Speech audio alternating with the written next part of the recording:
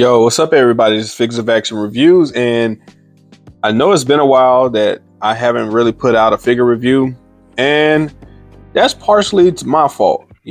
Just getting home every day and trying to see exactly what I'm gonna do, what videos I'm gonna make, and sometimes even myself, I have so many ideas in my head and so many other topics that I like to talk about that honestly, besides homeowner responsibility, fatherhood, and being a husband, it's like you don't want to put your hobbies on the back burner sometimes. But for me, I think that my real life responsibilities take a front seat to my own hobbies.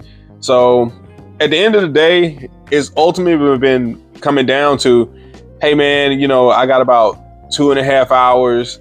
Either I'm going to focus on, putting together a figure review, or I'm going to hop on the game. And honestly, like, if you're a gamer, we've had a few drops come in, such as, the Warhammer 40K. I was on Space Marine 2. Helldivers 2 actually did an update, reversed the nerfs that they did to players, which kind of got me and influenced me back to playing Helldivers 2 for a bit. So, I was actually putting video games over figures, man. I mean, that's just what it is. I'm gonna be honest with you. Like, I was like, I'm gonna do this figure review, or am I going to get on the game for 2 hours, you know what I'm saying, before I go to bed and get up and go to work in the morning. And honestly, hey, I'm a gamer, so I've been putting the games on first. And I was like, you know what? I'm gonna hit a figure review, because I've had figures come in. I've got Odin in. I got a few Mafex figures come in that I want to go over.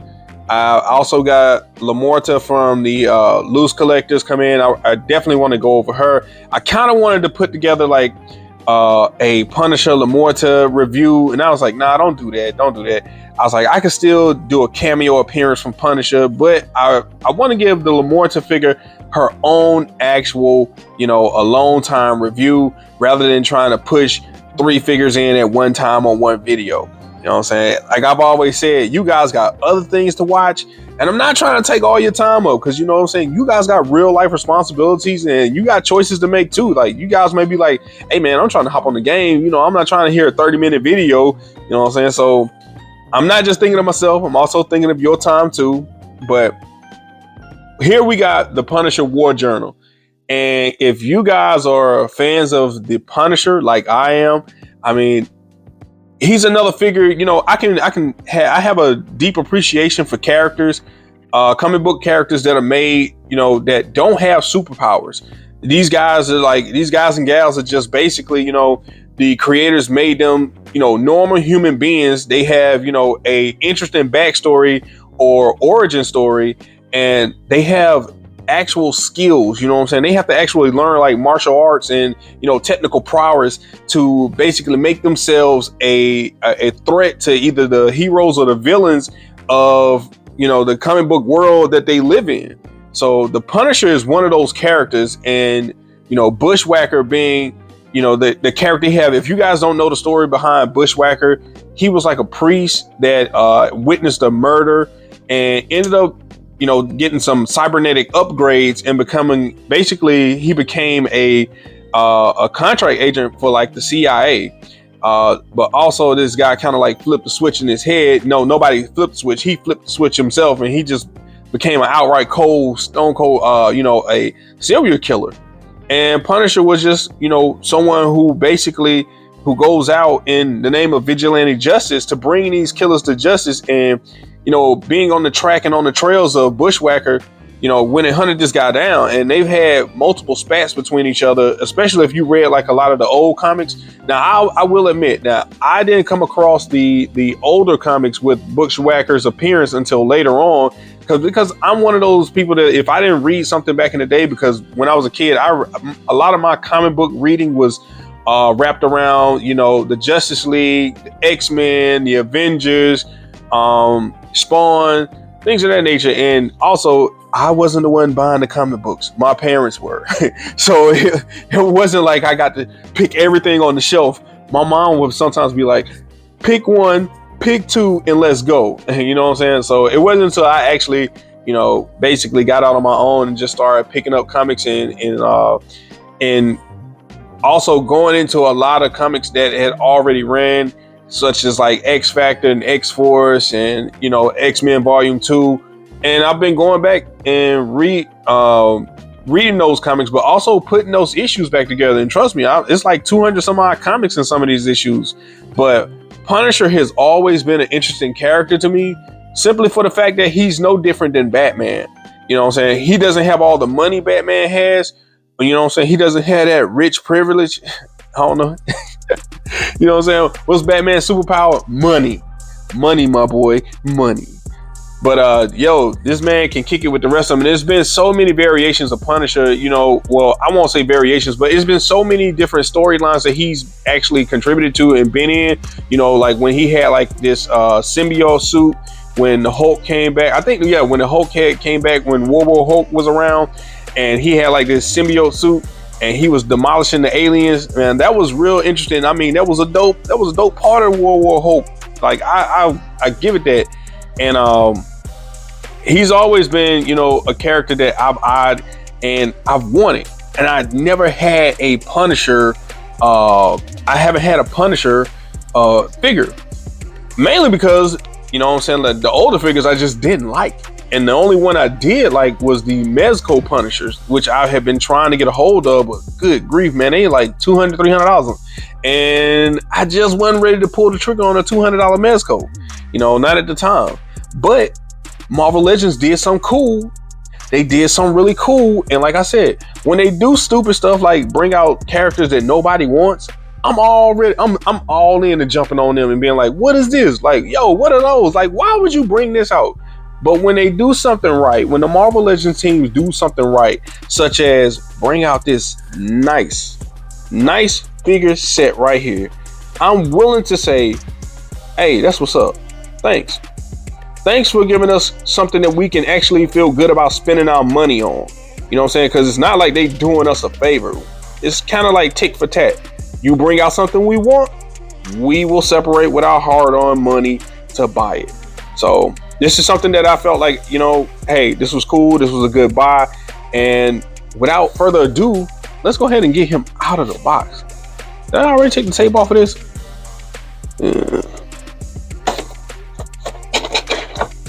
Oh, I don't want to mess the box up.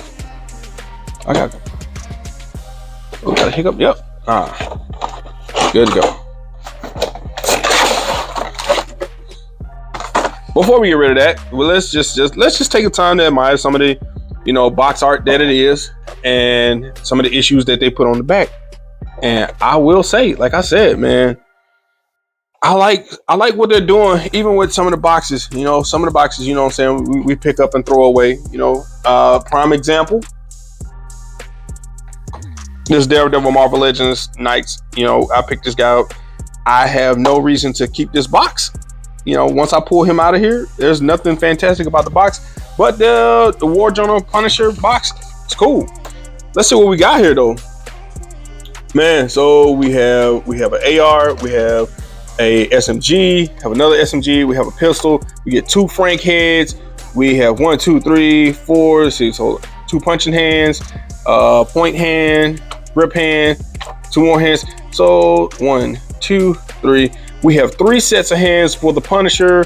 We have basically 2 sets of hands for Bushwhacker. And I'm just gonna be honest. Oh, we have a grenade. Let me not overlook that. We have a grenade and we have a blasting effect. So let's get these out of here. And I mean, these characters look really nice. The characters look really good. So let's pop out these characters and let's see. Nice little.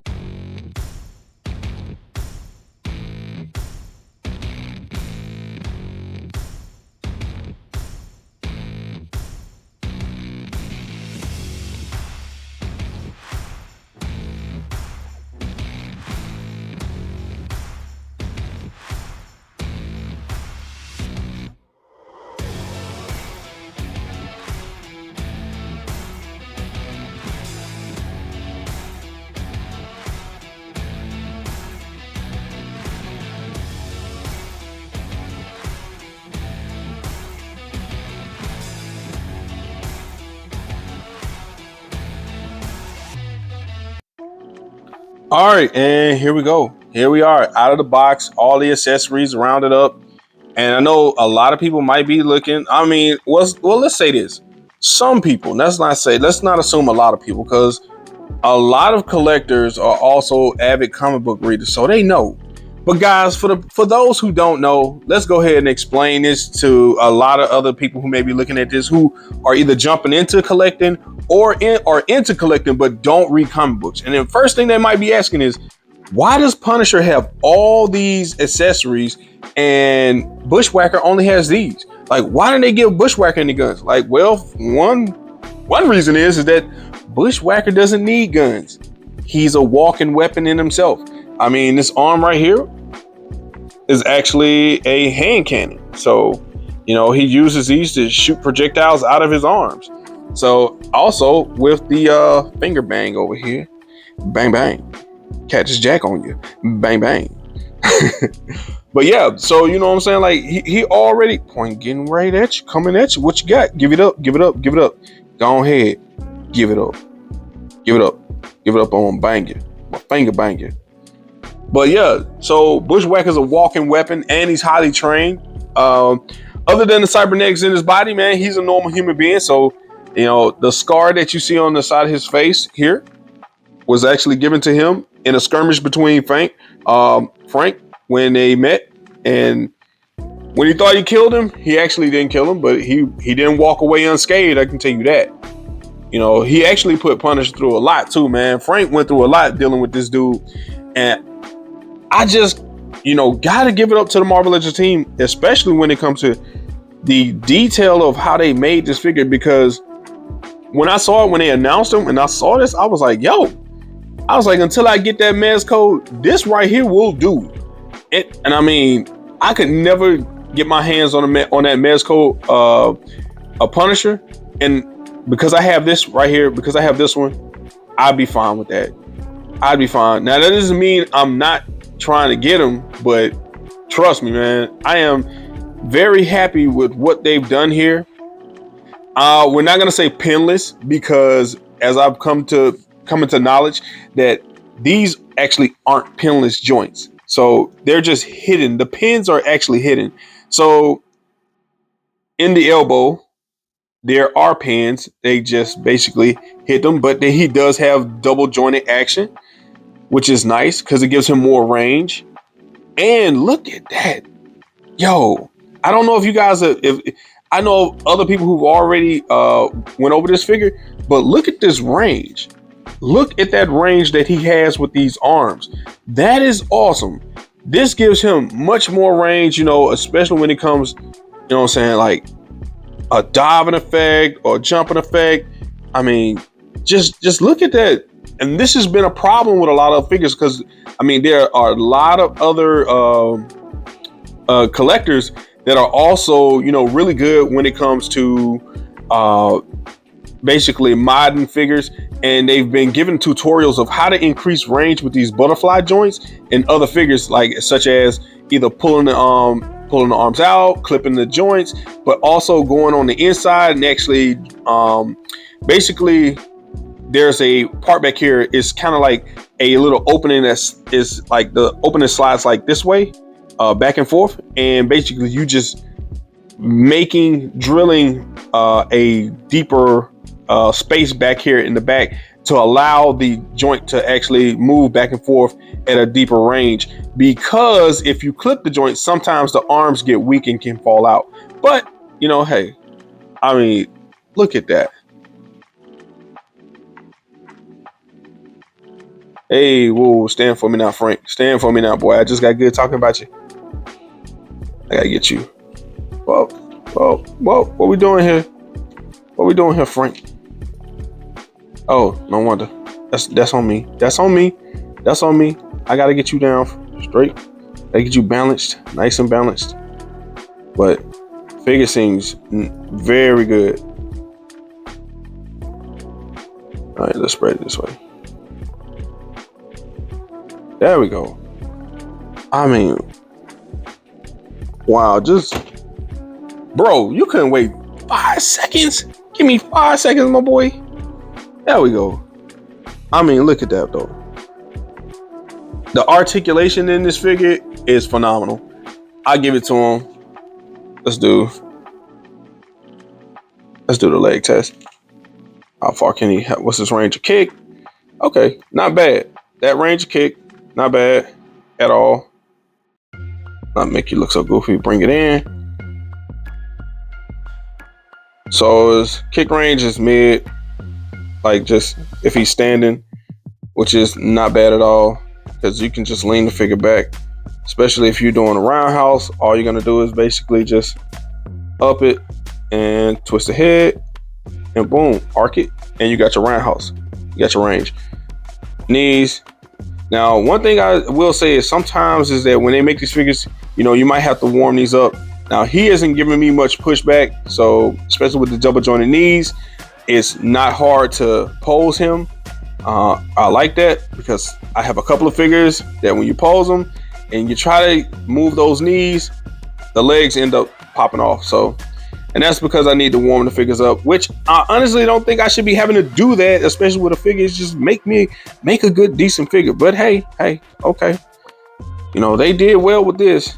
I'm really liking the ammo pouch, but that's weird. You would think, okay, I get it. The abs are right here, but you think they would have just gave him teeth slits. I don't think putting the teeth slits right here for the skull would have been bad, because it just looks like a little ghost or something, but it takes away from the skull. I don't know. I guess they didn't want the abs to be kind of weirded out, or not shown if they put the teeth slits right here, but they could have. But I guess that's what that's for. The little ammo pouches right here to kind of simulate the teeth. I like the shotgun shells they got across here, the harness, like the whole harness and everything. The belt, it's nice, man. Very, very nice.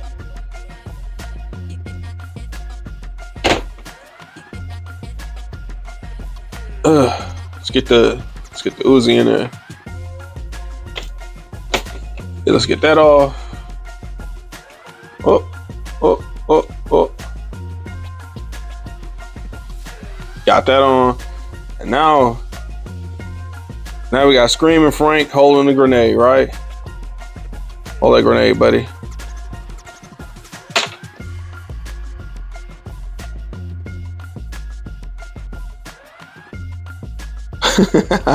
Boy, I tell you.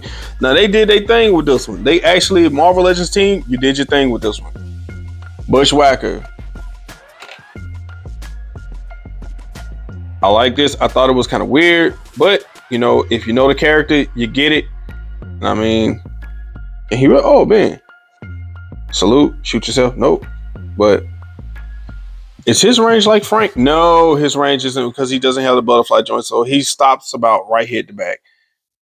I wish he had the same kind of range. He doesn't. But he is a mighty, mighty man. Yo. Come on, man.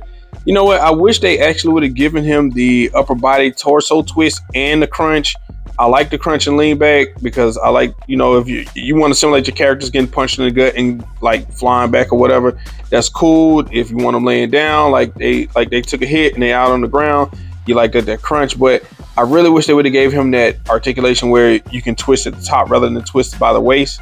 Not a big fan of this waist twist with that crunch, but he still does look good. His design could have been better. So for the arm, which easily comes off, believe it or not. So this arm just basically pulls off. And when you want to replace it, stand up back there, Frank. Sorry, I made you fall. You want to replace it, you basically just put his hand in there. And then you replace this hand with this hand. So now you got the coming right at you. And who's to say that you can't put another gun in his hand? I know you pointing at the crowd, but let's point this way, sir, for you to take us down, because they don't like us threatening our viewers. Yes, sir. Let's point it that way. But yeah, I would give this an 8 out of 10. For me, this is an 8 out of 10. It's not perfect, but it's really good. I don't like his upper torso design, but I like his overall, you know, how they got him straight out of the comics, looking just like how he was in the comics. I like the biceps design of the arms. The legs are smooth. He does have rotating ankles, but you know, and his leg, instead of making 3 separate sections, basically twist at the top. And maybe they didn't want to do the cut for the jeans, and it was easy to do that for Punisher because he's all black in the legs. So it was cool to do the 3-section cut.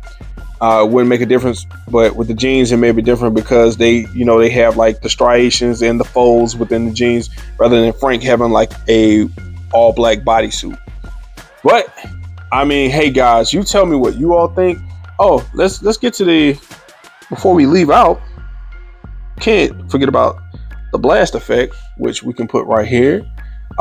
As you see, we come with a grenade, so if you're into stop motion, you have one more extra feature to actually go with your figures. And I'm, like I said, I give this an 8 out of 10. I think that Marvel Legends team really gave us a straight banger with this. To me, when they announced it, I was like, bet I'm pre-ordering this. As I've said in a previous video, if it's not exclusive, I'm not pre-ordering it, because I've run across, in my area, I have so many retail stores that I'm privileged enough to walk in a store and can actually find some of these figures that are coming out. I found the Hulkbuster Iron Man at Target, no problem. So this right here, I wanted to get my hands on it, and seeing that Hasbro Pulse had the earliest release, I went ahead and pre-ordered it. But you guys let me know what you think about it. Did you pick this up? Are you thinking of picking this up? And hopefully, you know, I could be a part of the influence of whether you get it or not. Like I said, it's your money. You do with what you want to do with your money. And this is Figures of Action Reviews. I'm signing out. Hopefully, I hope this was entertaining for you guys, but I just wanted to bring this to you and show you what came in the mail. And I'm going to be setting up for Lamorta, King Odin, and a couple other figures that I got. So you guys have fun, be safe, enjoy your collection. Peace.